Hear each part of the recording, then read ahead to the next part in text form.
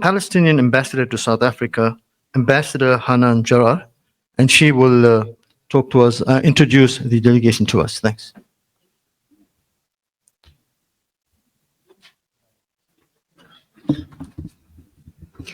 Assalamu alaikum wa rahmatullahi wa barakatuh. Good evening, brothers and sisters, family and friends. Family and friends here in South Africa. To be honest, as a Palestinian ambassador to South Africa, I feel always that I'm home away from home.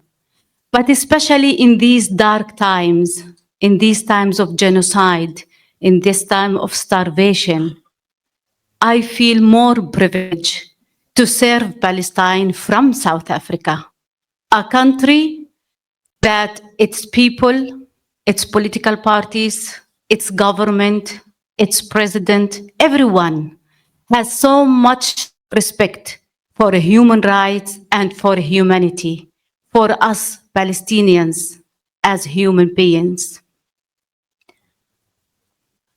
My friends and family, it is beyond heartbreaking to witness your people hungry, to witness the Palestinians going through an engineered starvation, engineered by the apartheid Israeli regime, with the objective of exterminating the Palestinian people, with the objective of terminating us.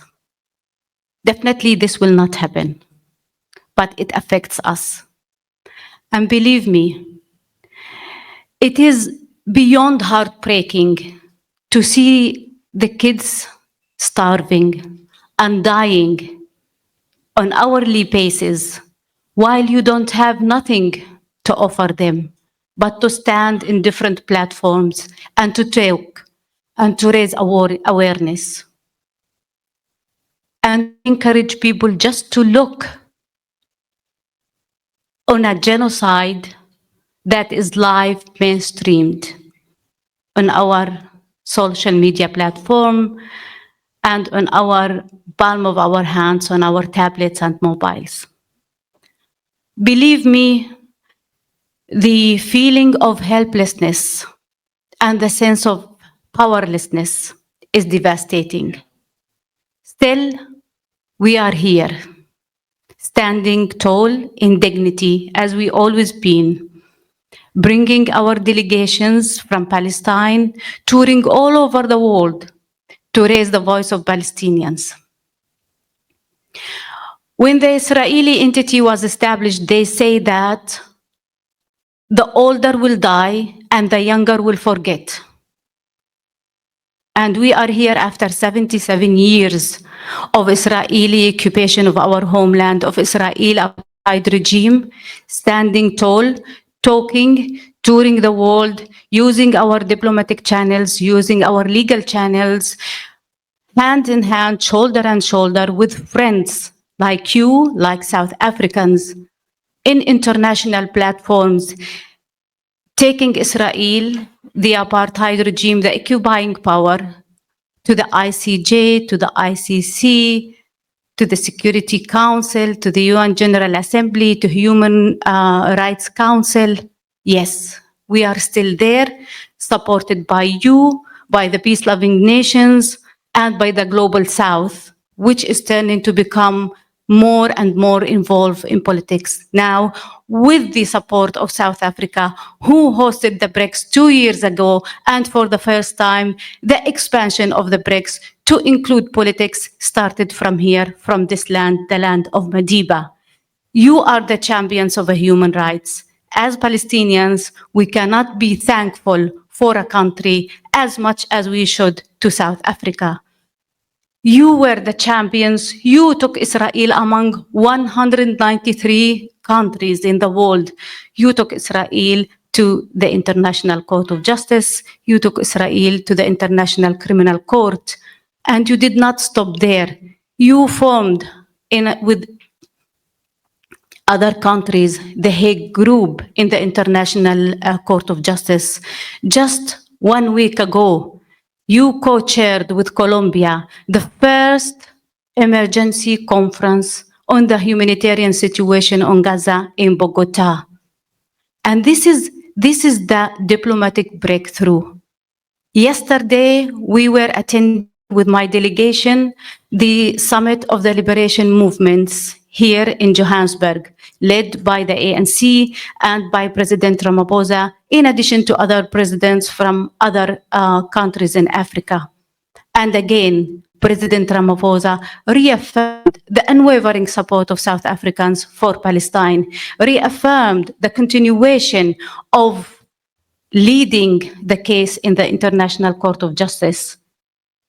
We don't need more than this. You are a role model among the nations. We salute you, and we hope that this will continue and will encourage many other nations to follow. Thank you so much for your unwavering support for us. And in this regard, I will not talk more, as this is not my first time here and definitely will not be the last. I always tour South Africa for the issue that we were talking about to raise awareness about what's going on in Palestine. Yet, in this particular platform, we will give the chance to our delegation who are coming from Palestine and who were experiencing first-hand occupation practices and procedures among them. And as Comrade was mentioning that we are in the month of Madiba, I would love to introduce one of our freedom fighters here, Mr. Karim Younes, who is considered the Madiba of Palestine, who spent 40 years in Israeli prisons. 40 years. We salute him.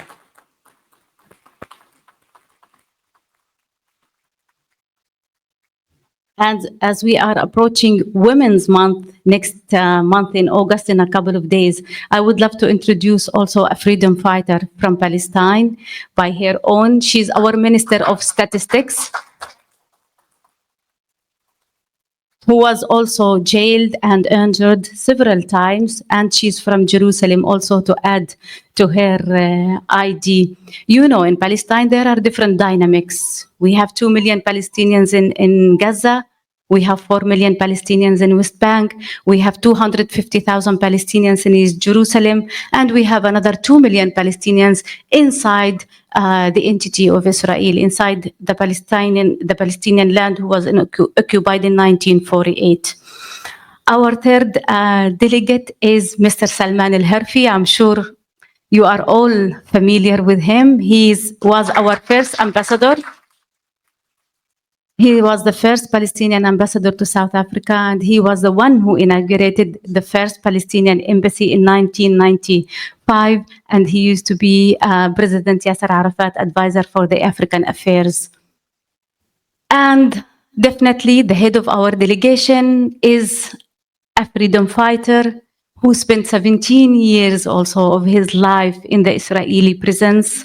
And he's now the Secretary General of the Central Committee of Fatah Movement. And also another hat, more official, he is in charge of the youth and sports sector in Palestine, bringing together all Palestinians inside and outside Palestine. And he's still so young also.